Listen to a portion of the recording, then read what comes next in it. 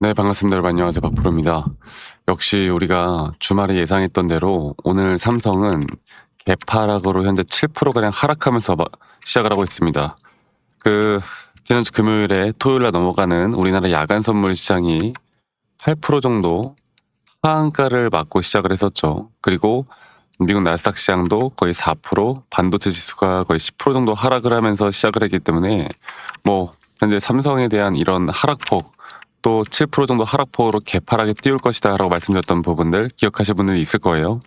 그리고 제가 뭐라고 했습니까? 오늘 개파락과 하락은 사실 너무나 저명한 상태지만 그렇지만 오늘 야간 선물 시장, 그러니까 미국 나스닥 선물 시장도 만약에 우리나라 시장이 이제 오전 9시 본 시장부터 한 번 더 추가적인 하락이 나오거나 큰 반등하지 못한다라고 하면 일단 오늘 나오는 하락 이후에 우리가 추가적인 하락까지도 나올 수 있다라는 걸 일단 머릿속으로 무조건 인지를 해라.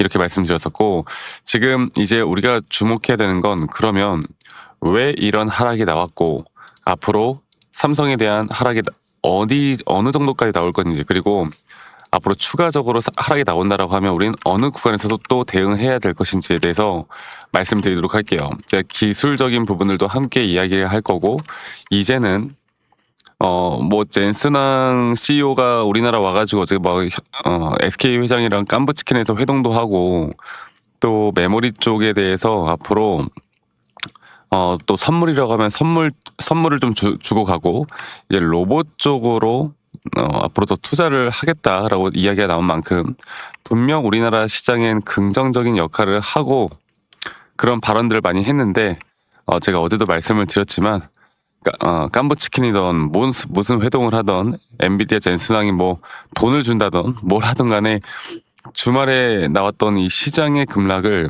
절대 이길 수는 없을 것이다. 그래서 현재 30만 5천 원, 그리고 거의 현재 흐름이 여기죠. 30만 5천 원이면 대략 이 정도 라인까지 개파락을 띄운 상태고 30만 원 이탈까지도 생각해 볼 만합니다.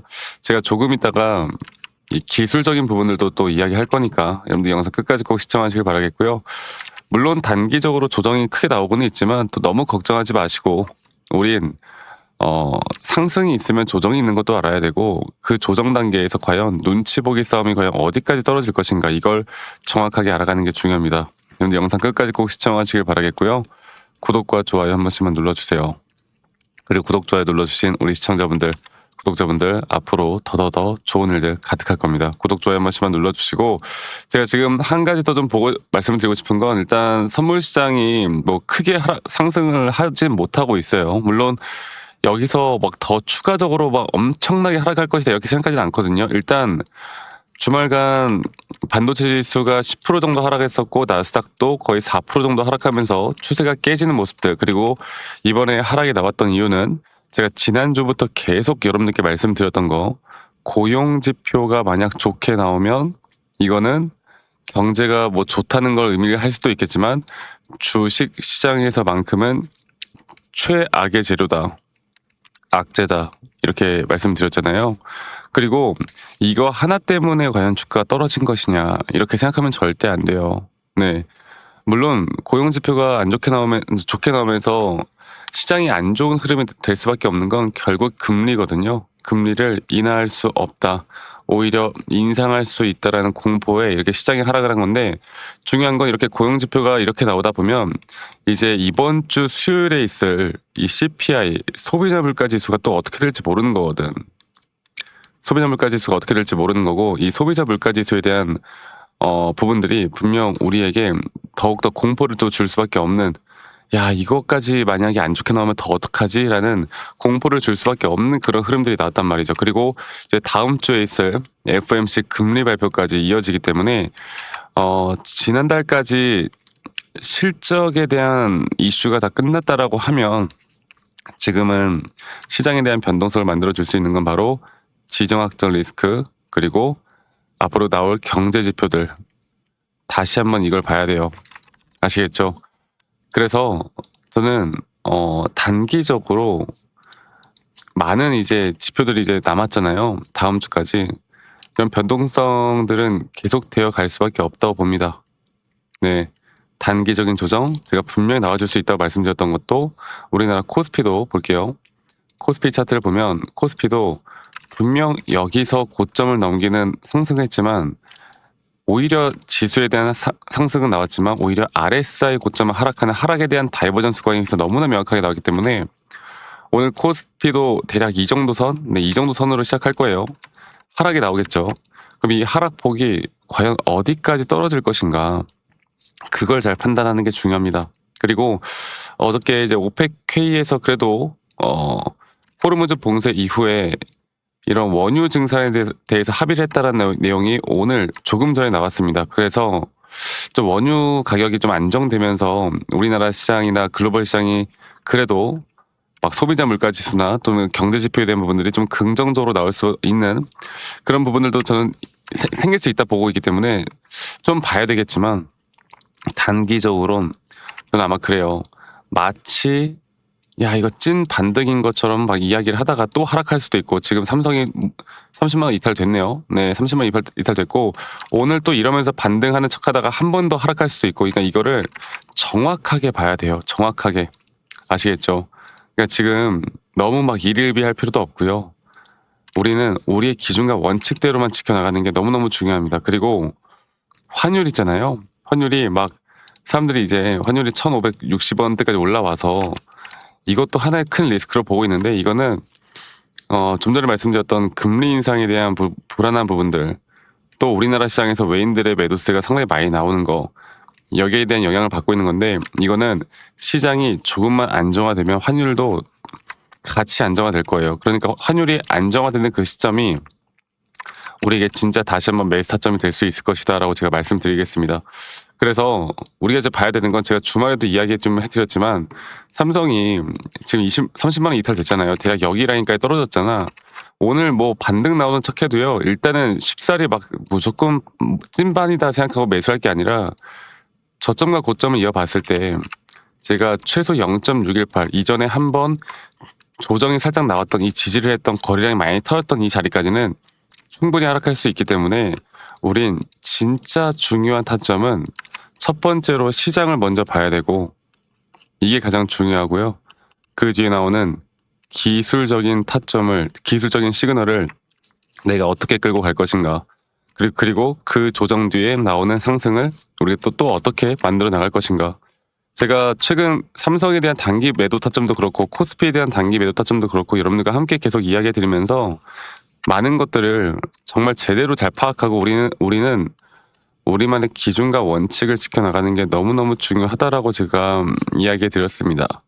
이게 가장 중요해요. 아시겠죠? 그리고 앞으로 여러분들과 이런 정확한 타점이나 대응들은 제가 또 우리 실시간으로 우리 시청자분들과 구독자분들과 함께 할 거니까 저 박프로와 함께 이런 정확한 타점에 대한 대응들을 같이 함께 해 나가고 싶다라고 하시는 분들은 이 밑에 있는 번호로 삼성전자의 삼성 한 분도 빠짐없이 또 많이 꼭 참여하시길 바라겠습니다. 삼성전자의 삼성이라고 문자 한 통 남기시면 되겠고요. 이렇게 남기신 분들 제가 한 분도 빠짐없이 다 또 소중하게 저장을 좀 해놓고 일괄적으로 제가 안내를 해드릴 거니까 너무 걱정하지 마시고 저는 지금부터가 가장 중요하다 이렇게 말씀드리고 싶어요. 정말 중요한 거는 지금부터 이렇게 하락이 나올 때 이 하락에 대한 대응을 내가 제대로 할 수 있느냐 없느냐 저는 그게 가장 중요하다고 생각하기 때문에 주가가 상승이 나올 때는 뭐 그냥 아무것도 안 해도 그냥 올라가니까 너무나 좋지. 그러니까 난이도 자체가 상당히 쉽잖아. 근데 지금은 이제 심리적으로나 뭐나 정확하게 이제 알고 가야 돼요. 아시겠죠? 그 삼성이라고 남기시는 거 잊지 마시고 많이 꼭 참여하시길 바라겠고요.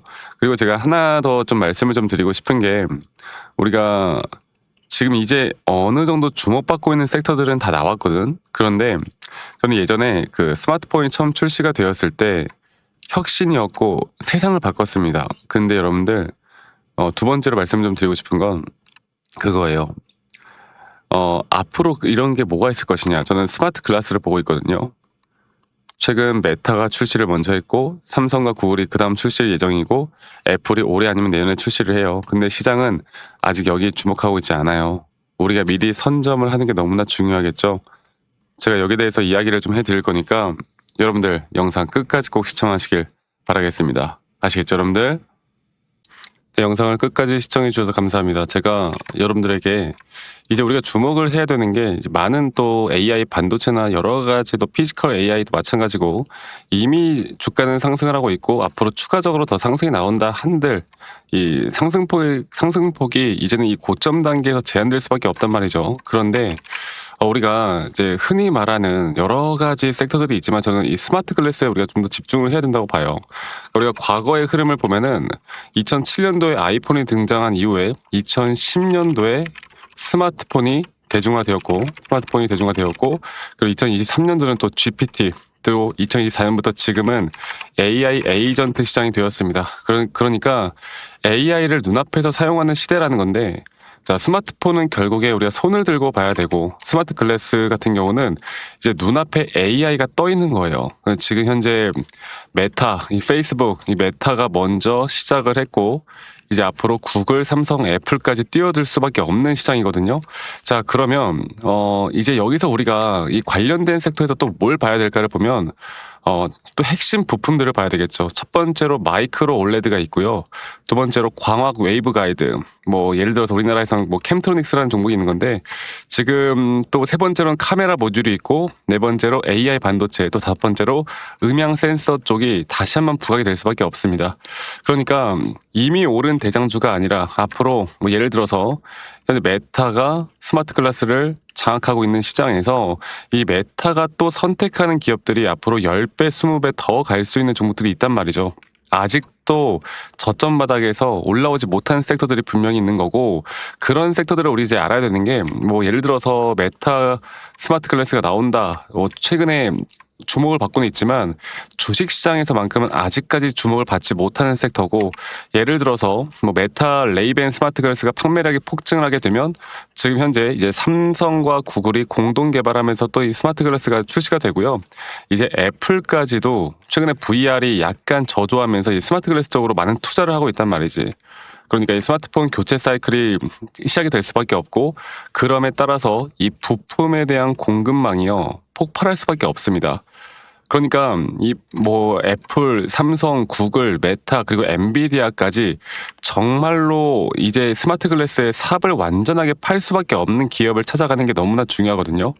네, 그러면 제가 다시 한번 말씀드리고 싶은 건 AI 다음은 저는 무조건 스마트 글래스라고 봐요.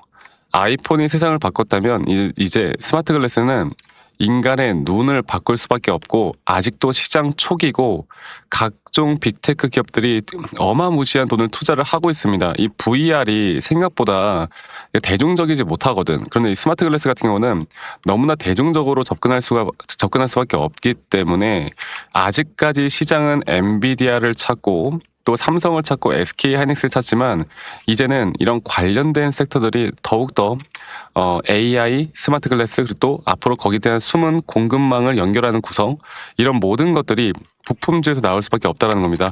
제가 여러분들에게 이 휴림 로봇이라는 그러니까 피지컬 AI가 뜨기 전에 우리 기술적으로 보더라도 이 자리에서 제가 하락 추세로 떨어질 때 제가 예전에 휴림 로봇을 그 히든 종목으로 추천했었거든요. 여기서 주가가 다시 한번 하락을 하는 가운데 오히려 저점 RSI가 올라오는 상승에 대한 다이버전스가 확실하게 걸리면서 하나의 파동이 제가 이걸 좀 볼게요. 네, 지금 보시면은 지금 이런 식으로 하나의 파동이 완성된 뒤에 완성된 뒤에 조정, 완성된 뒤에 조정 이런 식으로 계속 앞으로 좋은 흐름들이 나오면서 저는 아직도 추가적인 상승은 나올 거라 보지만 이 저점 단계에서 우리가 어떻게 잘 파악하느냐가 너무나 중요한 거고 이런 저점 단계에서 우리가 잡을 만한 종목이 여러분들 저는 이제 스마트 글래스에 있다 보고 있기 때문에 앞으로 여러분들과 이런 종목 제가 히든 종목을 한 3개 정도 정리를 해놨고 앞으로 그 타점에 대한 부분들까지도 우리 시청자분들과 함께 할 거니까요.